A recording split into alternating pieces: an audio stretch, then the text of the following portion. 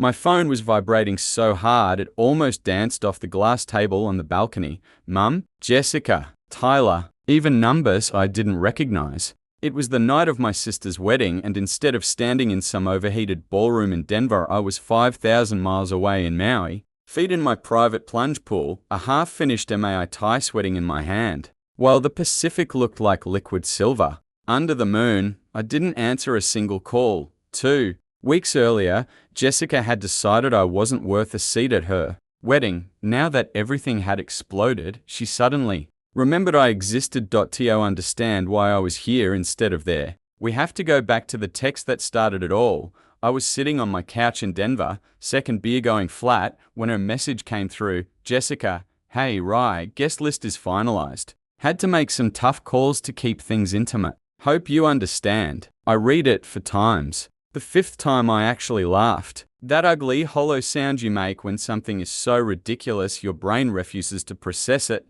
Tough calls. I wasn't a +1. I was her brother. The same brother who had picked her up off the floor more times than I could count. I hit Mum's name before I could overthink it. She answered on the 2nd ring. Voice bright like nothing was wrong. Ryan, sweetheart. How are you? Cut the bullshit, Mum. Jess just texted me I'm not invited. What the hell is going on? Silence. That special, loaded silence she used when she wanted me to feel unreasonable. Oh honey, it's just a wedding. Don't make it into some huge dramatic thing. They had to keep the list small. Weddings are so expensive these days. And small. I cut her off. She's been posting stories for 2 months about 1/4 of our closest people, 140 Mum, and her own brother didn't make the cut. Mum sighed. That disappointed Mum sigh. I'd heard my entire life, you're overreacting again. Jessica is under so much stress. She probably assumed you'd understand. You know how you can be sometimes, a little too honest. Derek feels the same way. There it was. The real reason finally slipped out. Derek, I repeated. You mean the same Derek I told Jess in January gives me bad vibes? The one I warned her was love bombing her while still following his ex on every platform.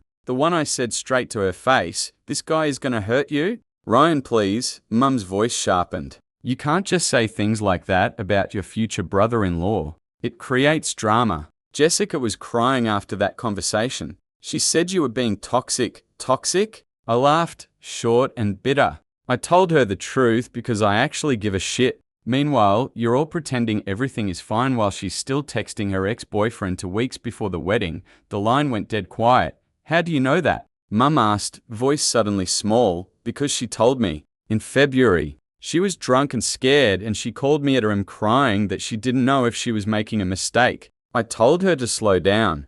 I told her Derek was rushing everything. And now I'm the problem? Mum's tone flipped into full gaslight mode. Ryan, you need to stop making this about yourself. It's her day. If she didn't want you there, maybe you should respect that instead of throwing tantrums. I felt something crack inside my chest. Respect? My voice stayed calm, but every word landed like ice. I respected her when I drove 6 hours in a blizzard to get her after that asshole left her on the highway. I respected her when I let her live on my couch for months and paid half her rent while she looked for a job. I respected her when I stayed on the phone until sunrise because she was having panic attacks about the wedding. And this is how she respects me back. Tough calls. Mum was breathing harder now. You're being dramatic? It's one day. One single day. You can't hold this over the family forever.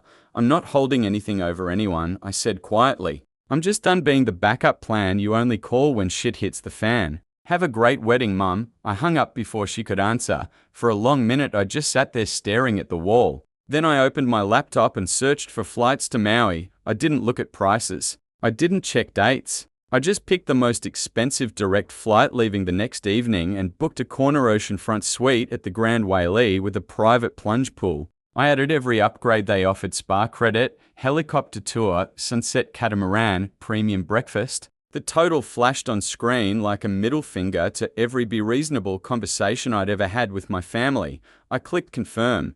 2 weeks later I was in business class somewhere over the Pacific. Champagne in hand, legs stretched out, watching the sunset paint the clouds pink and orange. I posted one story. Just my feet and the little plastic cup. Got cut from the guest list. Upgraded the view instead. No notes. The comments exploded instantly. Tyler, my cousin. Bro, where the fuck are you? This looks insane. My college roommate. This is the energy I'm trying to channel in 2026. Aunt Susan. Good for you, kid. You deserve better. Mum slid into my DMs 3 times in 10 minutes. Mum, where are you? Mum, you're really not coming to your sister's wedding over a text message? Mum, Ryan, this is petty. Call me right now. I replied with one photo: turquoise water, white sand, my drink with a tiny umbrella and the caption, currently unavailable. Enjoy the wedding. Then I turned my phone off. The resort smelled like plumeria and ocean the second I stepped out of the shuttle. They put a fresh layer around my neck before I even checked in. My suite was stupidly beautiful. Floor-to-ceiling windows, king bed the size of a small country, and a balcony with its own plunge pool that looked like it was melting into the Pacific. For the first 3 days, I actually let myself breathe.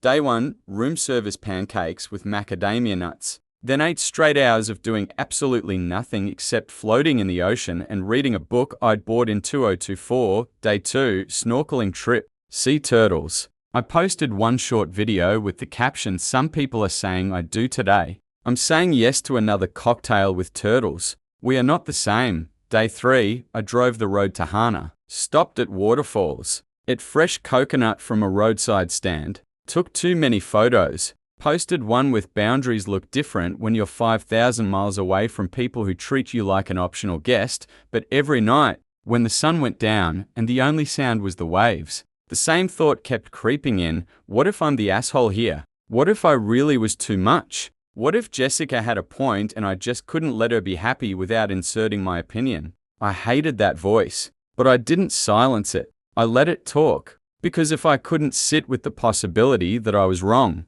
then maybe I wasn't as right as I thought. On the morning of the wedding, I turned my phone completely off and went on the helicopter tour over Helikal. The volcano looked like another planet. For 2 hours, I didn't think about Denver or family or weddings at all. When we landed, I turned my phone back on .it. Exploded. 12 missed calls from Mum, 9 from Jessica, 6 from Tyler, 2 from Grandma. The texts were coming in faster than I could read them. Mum, Ryan, this is an emergency. Call me now. Jessica, where the hell are you?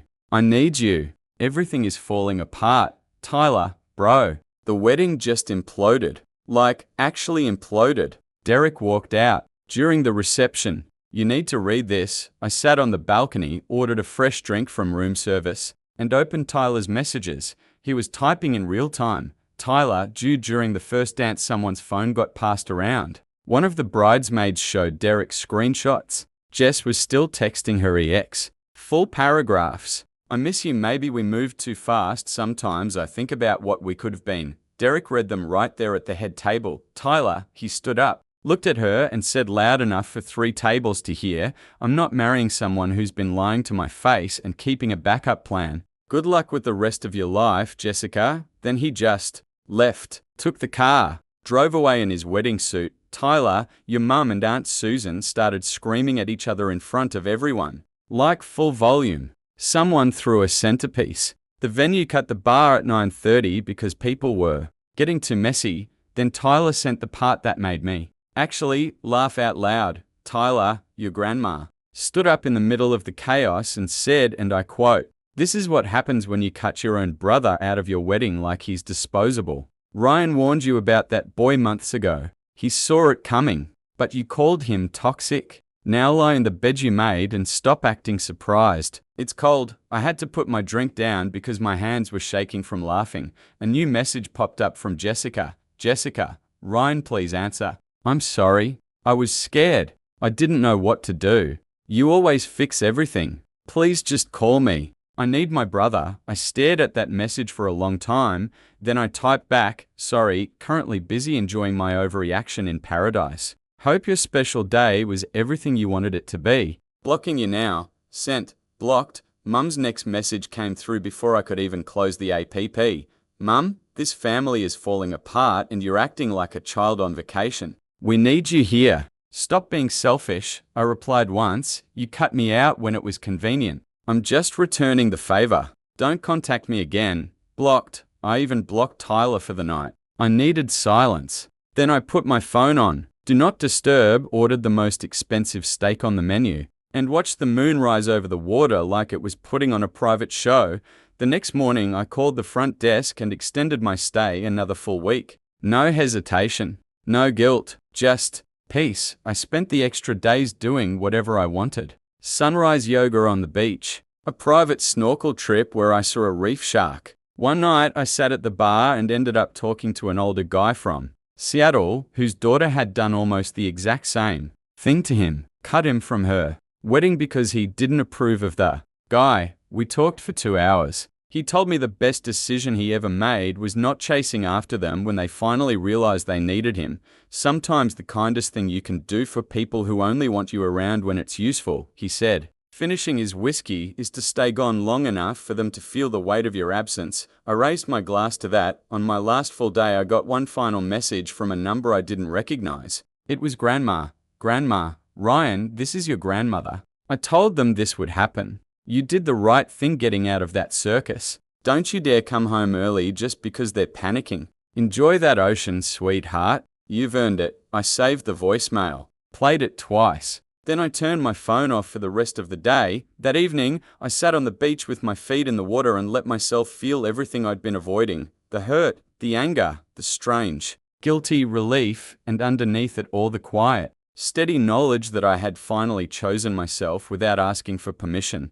They wanted a wedding without their difficult brother. They got a full-blown family implosion. A groom who walked out in the middle of the reception, and a grandmother who said out loud what everyone had been too scared to admit. I got silence. I got ocean air. I got 7 days, where nobody needed me to be anything except exactly who I was. When the shuttle came to take me to the airport the next morning, I didn't feel dread. I felt light. I still don't know what's waiting for me back in Denver. I know there will be messages, guilt trips, maybe even an intervention disguised as a family meeting, but for the first time in my life, I'm not scared of it because I finally understand something I should have learned years ago. You don't have to attend every argument you're invited to, and you definitely don't have to attend every wedding you're not invited to. Sometimes the most powerful thing you can do is stay exactly where you are, 5,000 miles away, phone off, feet in the water, completely, finally, at peace.